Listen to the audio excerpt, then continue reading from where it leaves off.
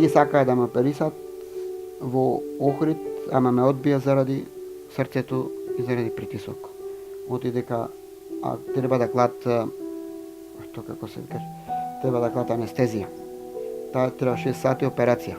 Ногата да се прави, е многу оштетена, значи многу сум удрен. Треба да се прави и не ми гарантираат дали ќе се разбудиш од таа анестезија или не.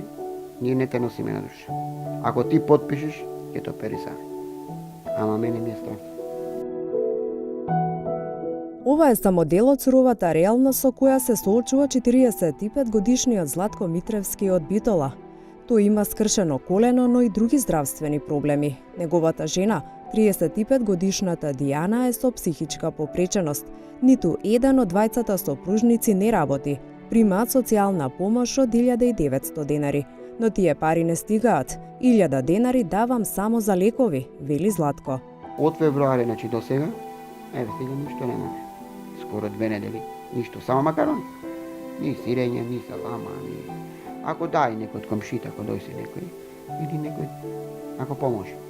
Кажете ми, зимоска, како беше во однос на изолација, куќата, дрва, како зимоска преживува? За дрва имавме, за дрва. Имавме... Мајка ми, та покојната, што ми пиша, то горетме со тие дрва, поминавме некако. Со тие дрва, ама шпорето не миче, шпоре немаме. Сега за дрва немаме. Куќата цела течи, цела капи. Баш кај што спијаме во спалната с ношти прокапа. Овде цела капи, во лустеров влегува, ќе не пати струја. Викнав мајстор, ми барат 2600 евра, ми бара со сарака. Да се покрие куќата, значи. Оти вели на спање ќе ве потисни куќата. Та кога дај ќе ве потисни куќата. Значи не е за живот, куќата не е за живот. Оđe ако ни падне и тоа дозго, значи се оган не можеме да запалиме воопшто ништо. Се туткаме само со кебиња, витка и се. Тоа е. Двајцата сопружници се соочили со дискриминација на работно место. Златко порано работел како продавач, но откако го повредил коленото не е способен за работа. Дијана работела како хигиеничарка, но по 3 месеци добила отказ без причина.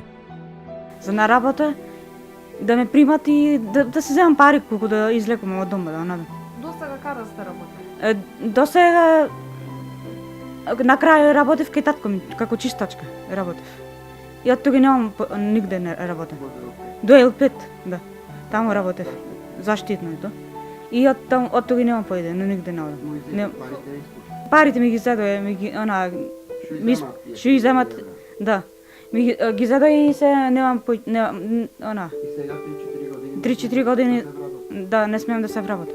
3 месеци ја држи, 3 месеци како чистачка, а мене ми рече дека ќе држи 5 години. Таа не може со пари, значи таа не работи со пари, значи само за чистачка, друго таа ништо не може да работи друго.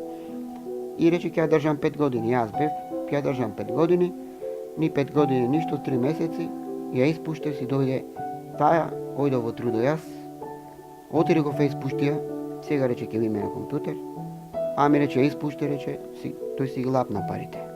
Сега 4 години, 3 години, 4, таме сме ниде, кој не работа дури.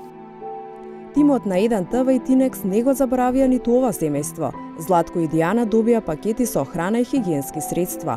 Се надеваме дека со оваа еднократна помош успеавме барем накратко да им помогнеме на двајцата сопружници да заборават на тешките денови. Тие изразија голема благодарност до целиот тим.